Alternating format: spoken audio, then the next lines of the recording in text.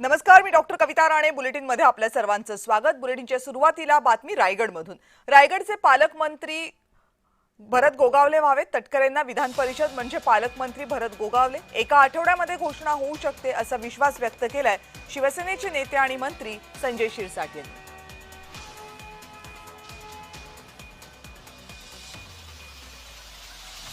त्या जिल्ह्याचा पालकमंत्री व्हावा हे आम्ही पहिल्या दिवसापासून सांगतोय. आमचे तिथं आमदारही तेवढे आहेत.